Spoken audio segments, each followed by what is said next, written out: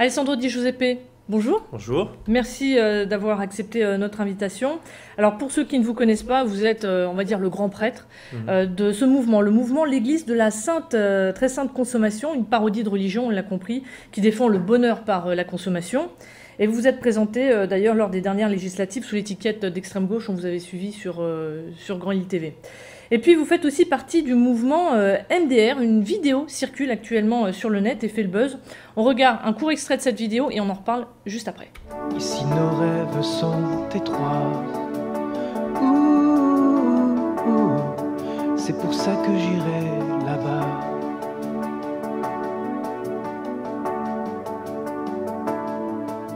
RSA. Tu es si faible, je veux davantage.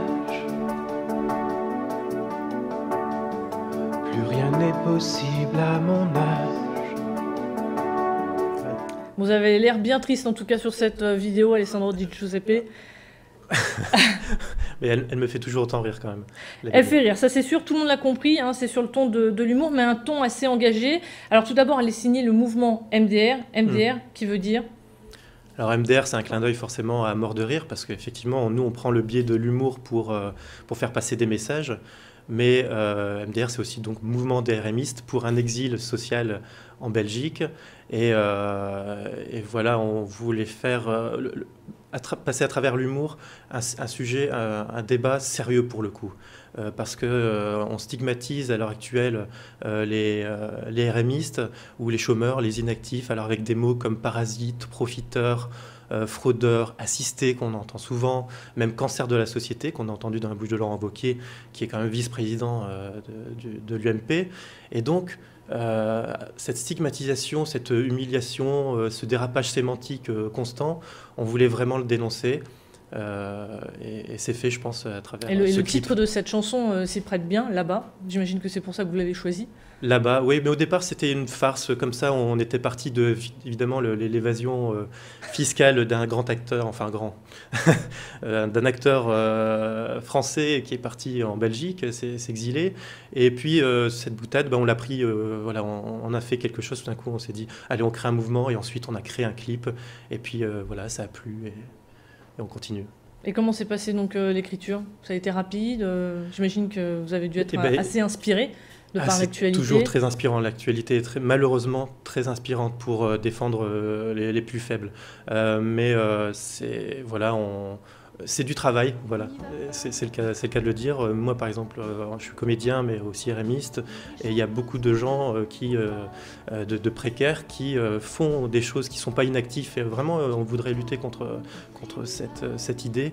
Et ce clip, notamment, demandait beaucoup de travail, mais on en est fiers. Et donc, maintenant, on veut faire partager ce débat sur la précarité, sur le travail au plus grand nombre. Parce que voilà, il est temps de montrer que avec un gouvernement soi-disant de gauche qui fait passer des lois sur la flexibilité dans une société du travail, enfin où on vénère le travail, mais où on retire, on détruit du travail, il était temps, voilà, d'arrêter de stigmatiser les plus faibles. Voilà. Alors, le message, on l'a bien compris, hein, que vous souhaitez faire passer. Aujourd'hui, il y a à peu près 30 000 vues de ce clip. Est-ce que vous pensez que Jean-Jacques Goldman l'a vu? Ou est-ce que vous souhaiteriez qu'il le voit? J'espère qu'il le voit, j'espère que le plus grand nombre le verra. Moi-même, j'aime bien la chanson Là-bas, même si on l'a un peu massacrée. Mais voilà, voilà, c'est un clin d'œil, on part de l'humour, et encore une fois, c'est pour vraiment porter un débat. Ça veut dire qu'il faut de l'humour dans ces temps de crise? Nous, on nous a fait un grand compliment sur les réseaux sociaux. On nous a dit, voilà, ce que vous faites, c'est le rire du désespoir.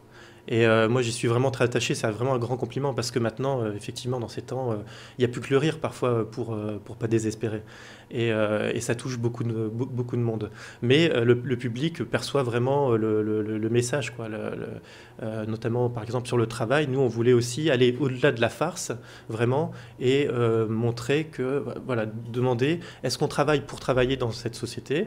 Moi, ce que je trouve que c'est un triste horizon, finalement. Ou est-ce qu'on redonne du sens sens aux activités humaines. Est-ce que les gens, leur aspiration profonde, c'est pas d'avoir une activité qui ait du sens au service du bien public et d'avoir une vie digne, donc avec de l'alimentation digne, un toit, un droit au logement, et voilà, quelque chose qui ait du sens. Bon, en tout cas, on a vu que vous avez une belle voix. Peut-être, pourquoi pas, postuler à The Voice ou à Popstar. Vous y avez déjà pensé, non ? Non, pas du tout. Mais ces émissions, c'est pas trop mon truc. Mais pour tout vous avouer, on est trois à chanter sur ce clip, et, dont moi. Mais je salue d'ailleurs mes compères, parce que c'est une équipe, et c'est ça qui est bien, c'est une aventure collective aussi, ce clip. C'est-à-dire qu'on a, il y a un logo qui a été fait, donc il y a un graphiste, il y a un réalisateur, donc on est à l'écriture, des chanteurs, puis aussi tous les gens qui ont participé à ce clip, et tous ceux qui vont participer peut-être au prochain, pourquoi pas. Vous avez une idée déjà d'un prochain clip ? À la rentrée, on fera sûrement un nouveau clip. Et de toute façon, comme on l'a dit, les sujets sont tellement larges que... En fait, ce qu'on voulait, c'est rassembler, arrêter aussi de casser cette division entre les travailleurs et les non-travailleurs, comme on fait avec les fonctionnaires, le privé, les étrangers, les non-étrangers. Arrêter de tout le temps de diviser et regrouper autour d'un débat qui concerne tout le monde finalement. C'est-à-dire que, moi, il y a une étude qui est passée, qui m'a frappé, c'est que entre les personnes qui ont peur de perdre leur job et les personnes qui en recherchent un, il y a 9 Français sur 10 qui se disent sous pression ou angoissés, ce qui n'est pas rien quand même. Et donc il faut arrêter de se taper les uns sur les autres, de stigmatiser les gens et porter ce débat et enfin en parler, quoi. Alors vous souhaitez aussi aller plus loin parce que dans cette démarche, vous souhaitez, la prochaine étape, vous allez être candidat pour les municipales en 2014. C'est bien ça ? Oui, alors pas avec le mouvement du MDR, qui est autre chose, mais avec l'Église de la très sainte consommation, qui est, voilà, pour le coup, vraiment dans le 20e degré, mais avec toujours un fond sérieux. Hein. On porte des messages assez radicaux, d'ailleurs, sur l'écologie, mais aussi sur le travail sur notre société de surconsommation. Et à travers ce théâtre de rue, parce qu'on va dans la rue, à la rencontre du public, eh bien, on va porter un message aussi politique. Et après les législatives, on va se représenter en 2014 pour les municipales à Lille. Vous avez déjà établi tout un programme, j'imagine ? On est en train de construire un programme, un clip de campagne, et on va en décembre faire une cérémonie, et puis un meeting aussi en février. Enfin voilà, c'est aussi beaucoup de travail. Vous reviendrez nous en parler alors sur le plateau de Avec plaisir. Merci beaucoup Alessandro Di Giuseppe d'être venu sur notre plateau. On marque une courte pause, on se retrouve dans un instant pour un nouveau flash, ça sera à 13h15. Soyez au rendez-vous, à tout de suite.